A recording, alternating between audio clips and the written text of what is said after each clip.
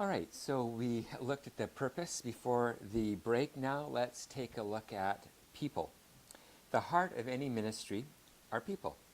People need three main things in order to participate in a ministry area or a business or really anything. They need a path, a organizational chart, and progress assessment. Let's look at each in turn.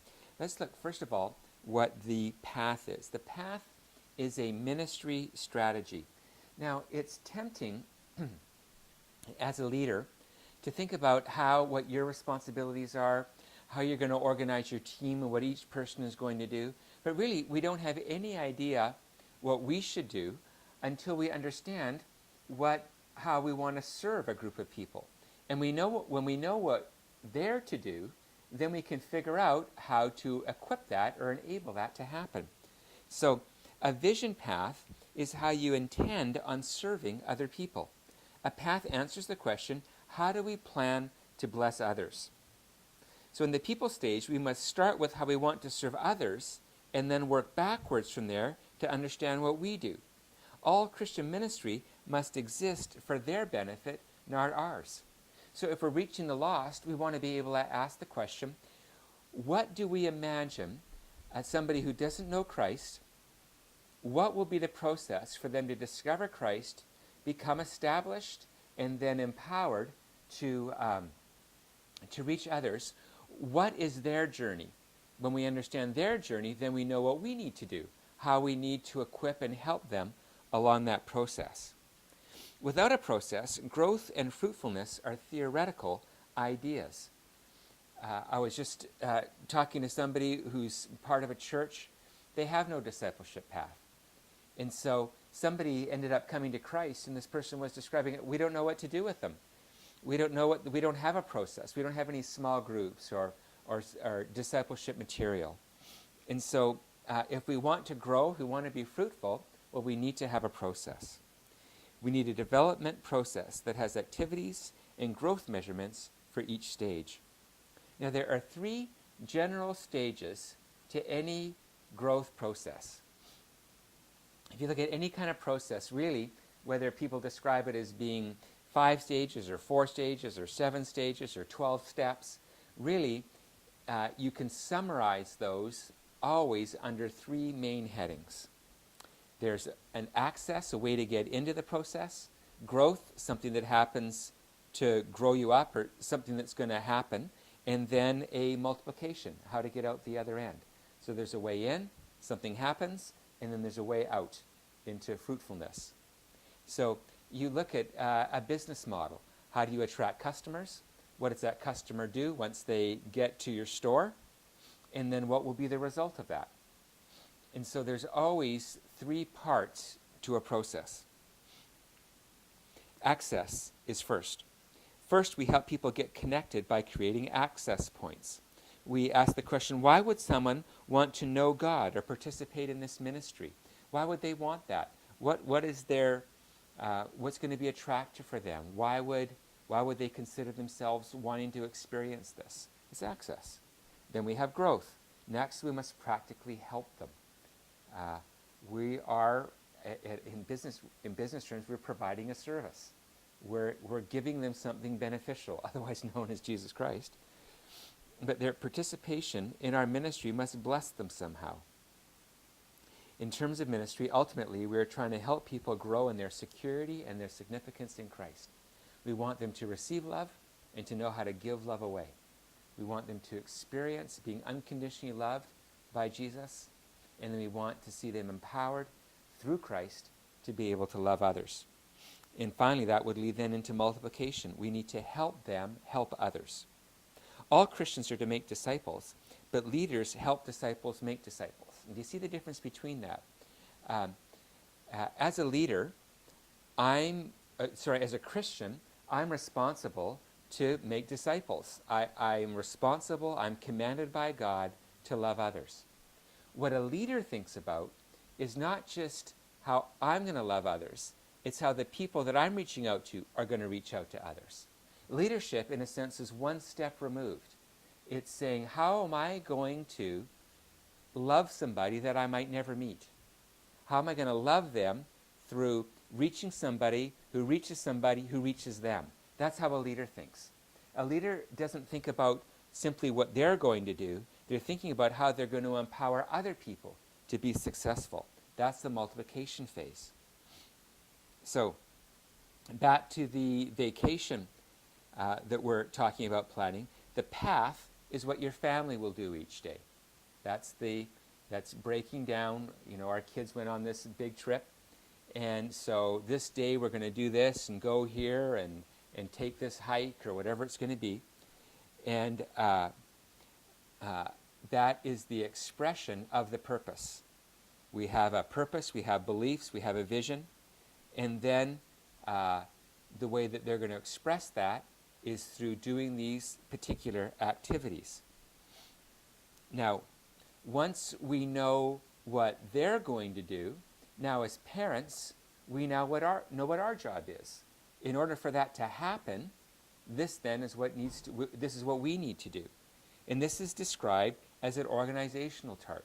And this is all about how to mobilize a team. The path is what they do. The organizational chart is what we do to make that path a reality. It is a concrete division of responsibilities with accountability, which is absolutely critical. So here we ask, what will your team do to build the ministry? Create a diagram that summarizes your team's areas of responsibility and vertical and horizontal relationships. So this is what the people that we're reaching out to, this is what we want to see them be able to do. Okay, what part of that are you going to take? What part am I going to take? What are you going to do? And then we divide up the responsibilities so that everybody knows each part and what they're contributing to the success of the ministry area, to the success of the vacation. And so when Debbie and I were planning our trip, okay, you're going to take care of getting the travel insurance. I'm going to be booking the hotels, and we're dividing up the responsibilities so that our kids can have a fun vacation. And then, of course, the last part is we need a progress assessment, evaluation, accountability. Without feedback, it is absolutely impossible to personally mature or effectively serve others. This is why a progress assessment is under the people part of the ministry plan. Feedback is an essential component for developing you and your team. So when I'm at church, I'm always asking people, you know, what was your experience of church? Oh, you're in a discussion group. Excellent. Tell me, what do you think about the discussion group? How do you like being in a community? And what I'm doing is I am collecting information. I of course care about them personally, but I'm also going, this person said the same thing about our worship or about how communities are going. There's a theme there. And it helps helps give me feedback so that we can serve them better. I love this quote by Annie Stanley. Your ministry is perfectly designed to produce the results you're currently experiencing. Isn't that great? I mean, it can make us kind of feel bad, but it's just being honest. That instead of saying, it's the work of the Holy Spirit, and I mean, it's all up to what He's doing, and we're just doing our small part. I think we should have the courage to say, maybe our community, our D group, our discussion group, maybe it's actually designed not to grow. Maybe there's things that we're doing that is actually undermining the ability for that ministry area to be more successful. Maybe whenever we invite people to our discussion group, we ignore them and we talk to our friends that we're always familiar with. Or we use Christian words that they don't understand. Or we don't build relationship with them outside of the discussion group. And so we need to be able to say, what we're presently doing is achieving this amount of result. So how, then, can we produce a better result? And we need to have the honesty to be able to tweak and change and maybe totally revolutionize the things that we're doing. So we ask, how are we achieving our purpose through our path and leaders? And we try to list 3 to 5 measurable indicators and evaluate those numbers according to internal strengths and weaknesses, what's happening inside of the group or inside of the organization, And then external opportunities and threats. What's going on in the world around us? What's an opportunity? What's the thing that's going to make it difficult to be successful? Now, it's important that you understand that the things that you measure are, are absolutely critical. One of the things that we do in our church is that we measure baptisms and participation in transformations and KLMS. The reason why we do this is because we're not measuring church attendance on a Sunday. Well, we measure it, but that's not nearly as important as the other ones. If we just wanted Sunday attendance, well, we could just put on a big party and invite all of our friends. But no, we're actually trying to make disciples. And so baptism and participation in communities and small groups and transformations and KLMS, these are more important indicators as to how we're doing in the call to make disciples. So you get what you inspect, not what you expect. And so if we look at baptisms, that's what we're inspecting, that's what we're going to get. Not just what we kind of hope will happen. Accountability is critical. So that is the people side. We need to know how people, how we're going to serve them, what they're going to do, and then that tells us what we're going to do in order to help that become a reality. And then we need some kind of feedback loop, some kind of way of evaluating the success of what we're doing. Then out of an assessment grows a new set of plans. Plans are a way to improve a ministry area or an organization. And this, of course, also has three parts, where we come up with priorities, a plan or to-do list, and then projects. Let's look first of all at priorities. Goals are concrete milestones that direct us toward our purpose.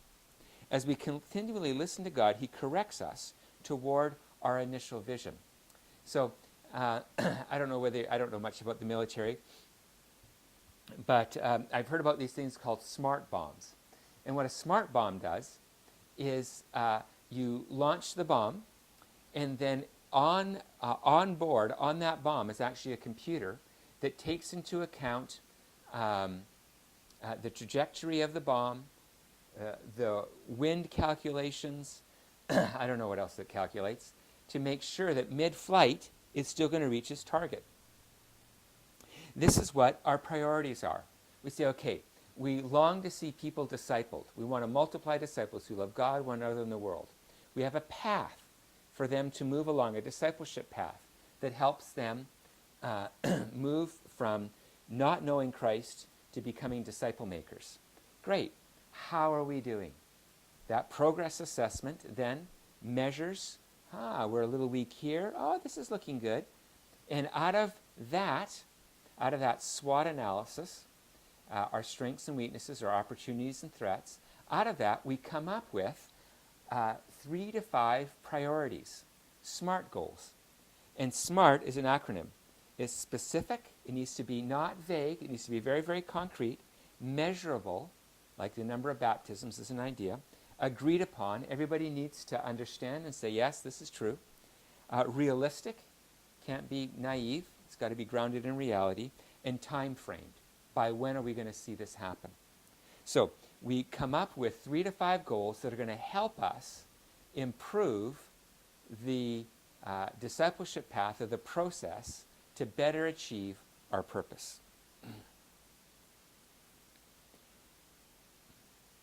So we've done this in our vacations. You're kind of halfway through the vacation. We say, how's it going?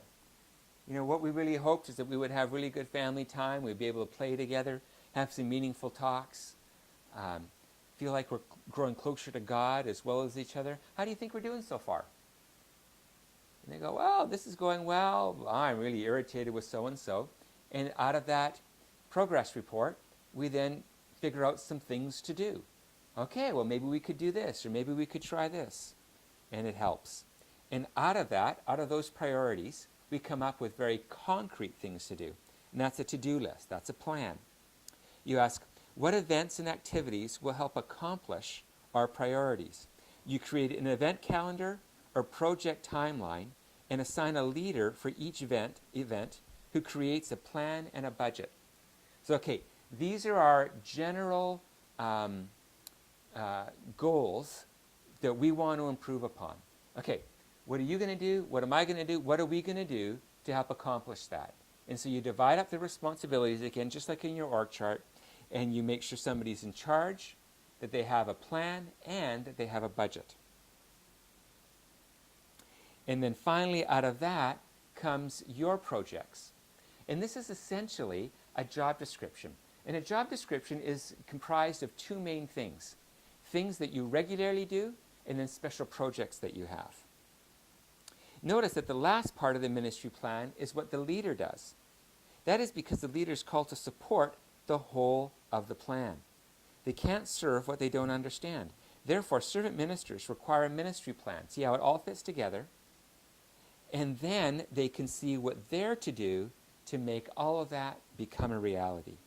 So without a ministry plan, we're irrelevant, or we end up messing in other people's responsibilities and undermining what they're doing. So we ask the question here, how will you personally contribute to helping your team succeed? You list your job description, which is 5 to 10 ongoing objectives, and how you will oversee your team, some kind of reporting mechanism. We have all of our campus missionaries, all of our staff, report to me weekly reports. They show how they spent their time, and then they give me highlights about how things are going. And then special projects. A leader has to be clear on what he or she does and doesn't do. Without this clarity, we will either over or under function, which will frustrate our team and lessen our fruitfulness. So once we know what everybody else is to do, now we know the part that we're to play in helping them succeed. You know, what I love about this is all the way through, can you see how it's servant-oriented? It's not just, look, this is my responsibility, and this is what you told me I should do, and I'm just going to do this. No, we always have the purpose in mind, the vision in mind. And all of us are serving toward that goal. And that's what makes it all so significant and meaningful, is that we're driven by a servant heart. All right. We'll look at a ministry plan that we have for our church in a moment. But what I want you to begin to do now is we're going to break up into these small groups, and you're actually now going to work through and develop a ministry plan for your big give. I think this is going to be a lot of fun. So let's go ahead and do that.